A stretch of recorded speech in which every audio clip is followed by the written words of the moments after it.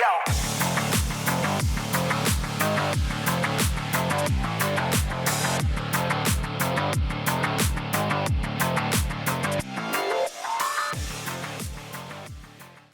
What's up, guys? I'm Code Gray and welcome back to the channel.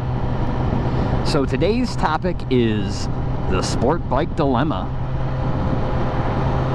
So by dilemma, I mean, do sport bikes belong on the street? Now this question was posed by a channel I subscribe to called Biker Torque. Now they asked this very question a couple weeks ago. Now the funny thing is he posted that video, I think it was maybe the next day or 2 days after I bought this. But I got a couple surprises out of that video. One, I expected him to talk to your general public, which of course I expected the answer to be more overwhelmingly, sport bikes don't belong on the street.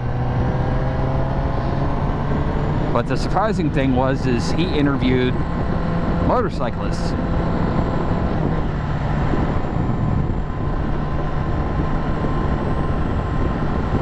And the second surprising thing was that the camp for sport bikes being on the street and the camp against sport bikes being on the street was pretty much 50-50. From the people he interviewed anyway. Now, I actually found that kind of surprising.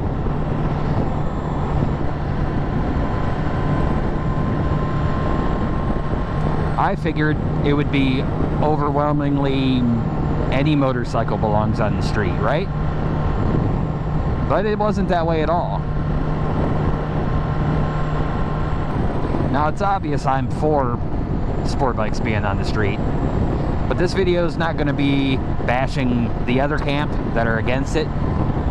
This video is probably going to be more about me asking a few questions and bringing up a few ideas that might make you change your mind. Okay, so first off, I think we should put any sport bike in a generalized category. And I think that general category would be a high performance vehicle. So by default, if you're against a sport bike being on the road, you would be opposed to any high-performance vehicle being on the road. But if I or anybody else was to come up and offer you a free Lamborghini or Ferrari or McLaren or anything of that nature, I somehow doubt you would say, "Ah, sorry, Code. You know, that thing only belongs on the race circuit. I can't take it off your hands." Correct? I think I would be correct in that. Okay then, so then I have to ask you, what's the difference between the sport bike and the supercars? Well, I can guess a couple of the answers I would get in return. One of them would be the type of people who have the kind of money to own a supercar are usually responsible enough to not act like a fool or a hooligan in their brand new $100,000 car, right? That would probably be one answer.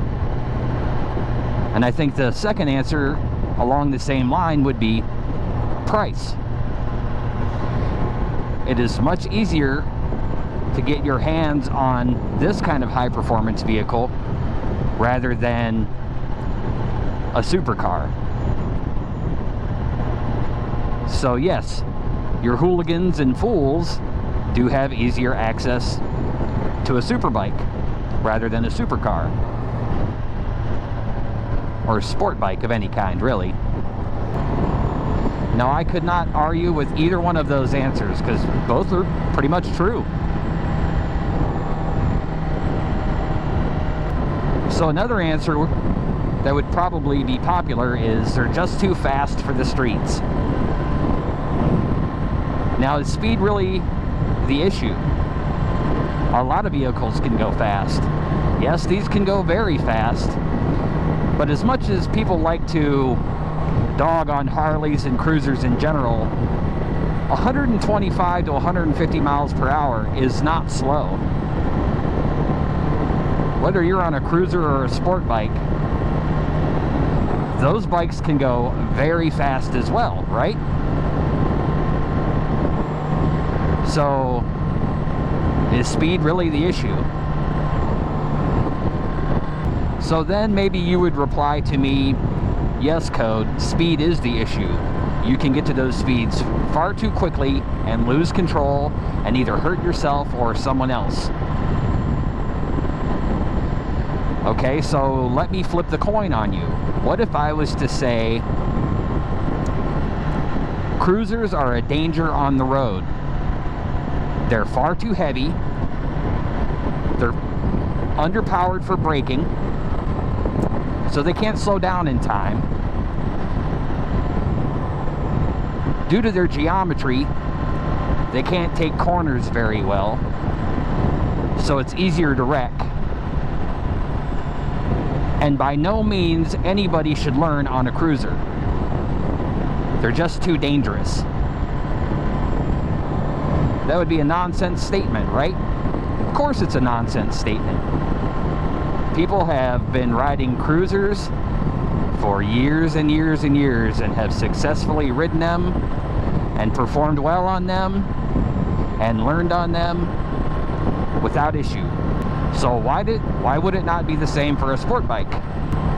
People learn on these, they negotiate corners and braking and traffic and everything else just the same as any other motorcycle. So now I have to ask, if the vehicle's not the problem, what is? Well, in my opinion, it's not a vehicle issue at all. It's a behavioral issue. Okay, so let's say that we agree that this is a behavioral issue and not a vehicle issue. And let's assume all sport bikes and supercars and all of that stuff was taken off the road. And the only thing left were cruisers and dirt bikes and things of that nature. Do you honestly think their behavior would change due to the type of motorcycle that they're riding?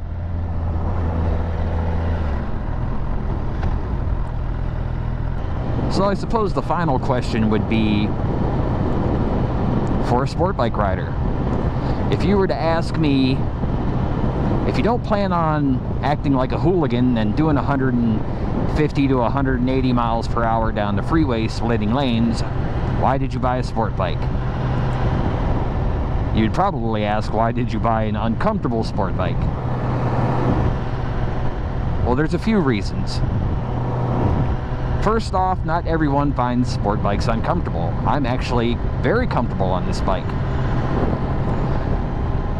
I have reasons that I find this bike more comfortable. One is I have sciatica, and I know that sounds weird. You'd think it'd be worse for me, but it's actually more comfortable for me because in this position, my back is stretched out properly. In a regular sitting position or in a cruiser style position, my back hurts worse. So I'm actually much more comfortable on this bike.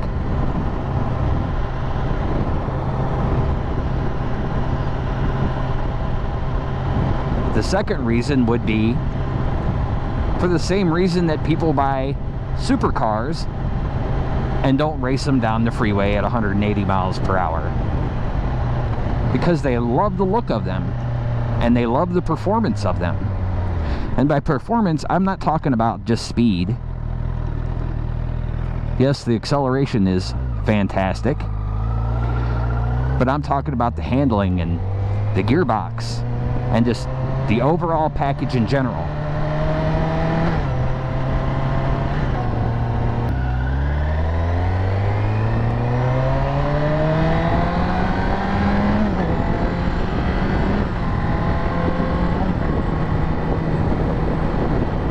And you have to remember that just because we own a fast vehicle, be it a bike or a car, it doesn't mean we're required to drive them that way or ride them that way.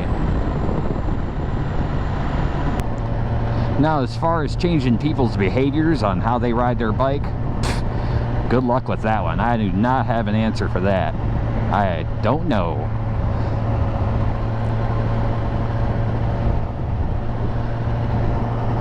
I can only control how I choose to ride my bike.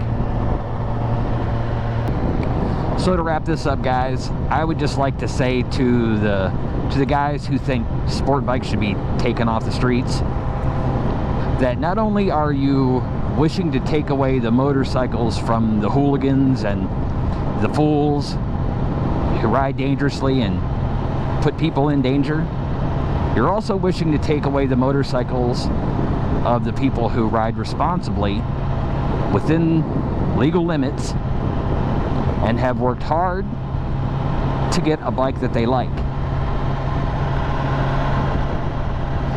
Also, if sport bikes were to be taken off the street, guess whose camp they'd be going to? Then the hooligans that ride sport bikes would be giving you guys just as bad of a name as they give us.